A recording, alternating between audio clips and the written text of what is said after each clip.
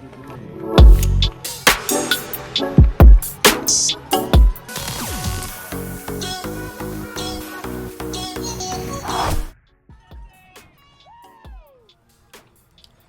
right, race fam, here we go. We have Jessie today up in the Cat 4 race over at West Allis, Tour of America's Dairyland.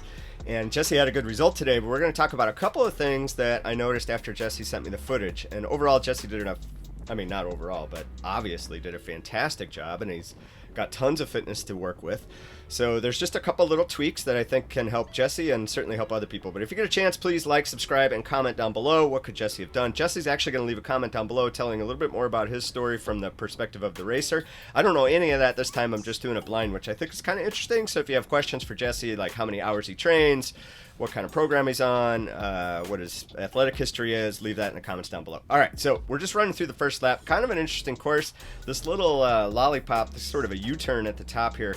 We're going to run through that. I want you to remember as you're watching this, it was very hot yesterday. Again, I did not get to race because I'm on quarantine, but my teammate raced later in the day, and I just talked to him this morning, and there was a ton of heat involved in this race. So you're going to see a lot of lapped riders getting shelled, and that has more to do with the heat than probably anything else. Although I will say, I'll talk about it later in the race, but in case I don't, they should have been a little more aggressive about pulling people out of this race. There was a lot of lap traffic getting into the final ends of this race, and that's it just made it a little dangerous. So Jessie, again, is an incredibly gifted viewer because he put his stats on the video before he ever sent it to me, so it makes this very easy for me to chop up, and you guys get to see all the data. So thank you, Jessie. All right, so first lap.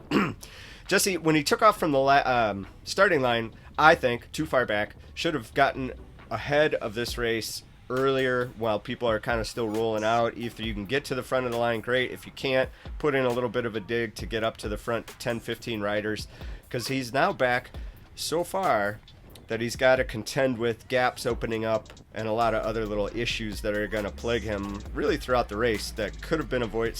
Not all of it, but some of it could have been avoided.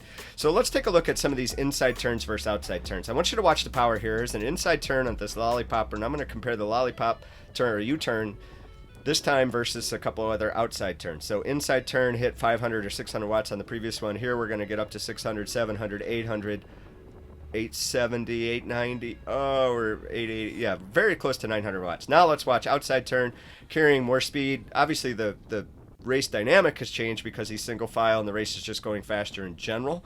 So you're not going to have that spike in power in general, but still just being lined up, taking a smooth turn is just going to make life much, much easier.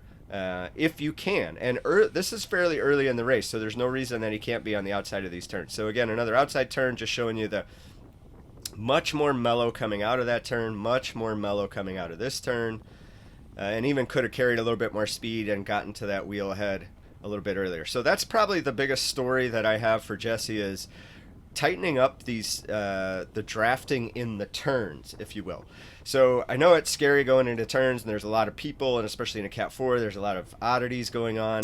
But if you can focus on carrying speed through these turns by keeping the gap close with the rider in front of you, you're going to save so much energy. And again, another example of an outside turn, different turn, but still able to save much more. Only went up to 400 watts to close up after the turn instead of going up 600, 700, 800 watts. So that's going to have a difference. Here, this is a great time to gobble up spaces. I know he's at 166 heart rate, so he's a little gassed, but he could have got 10, 15, maybe even 20, 25, 30 spaces in that straightaway, because the whole field kind of settled, and you can feel it in the field. And everybody's like, huh. And I know he's feeling the same way. Huh.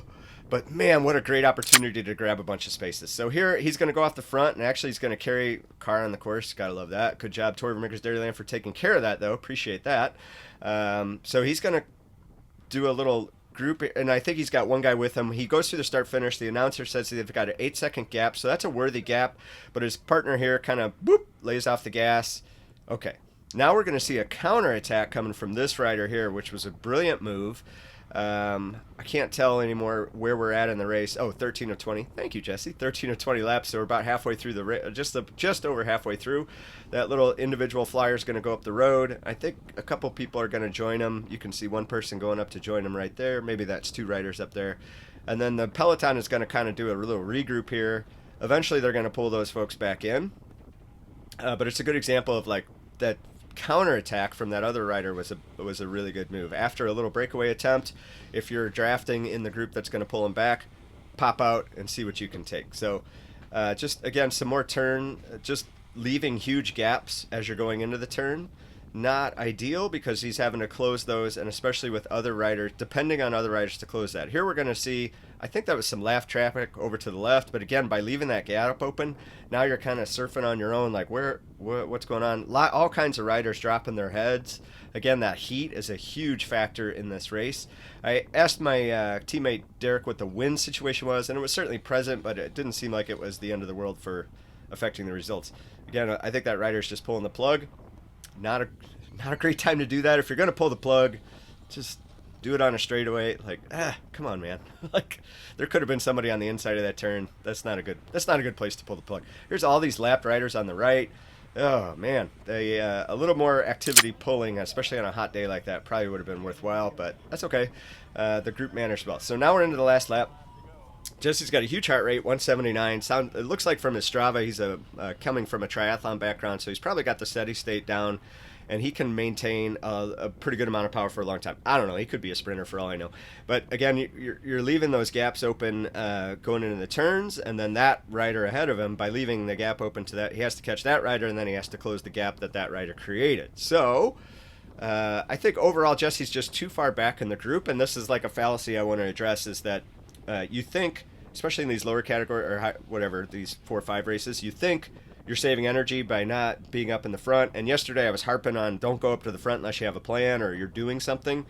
But there's a balance there. I think Jesse spent way too much time in the back of this race. Again, his result is fantastic, so I'm not begrudging Jesse's performance particularly, but it's something to pay attention to. All right, here is the last lap, and Jesse's going to make his move here. There's 2 riders who went off the front. So this is dangerous, right? Like, there's a moment here, and Jesse plays it cool, waiting with this group, and then their impetus just gives out, and he's like, I gotta go. So he pulls the plug, commits, full commit. He's got 2 turns to go, attacks that turn. Great job. That's going to skinny up the ability for people to come around you or be on either side of you. He's attacking straight into that group. He's giving it 600 watts, 29 miles per hour. Like, that's tough to beat. That rider here who wins the race attacks the last turn. Even though it's a long straightaway, that was a brilliant move. Attack that turn.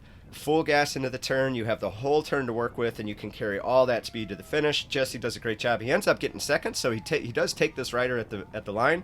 So a couple tips for you today.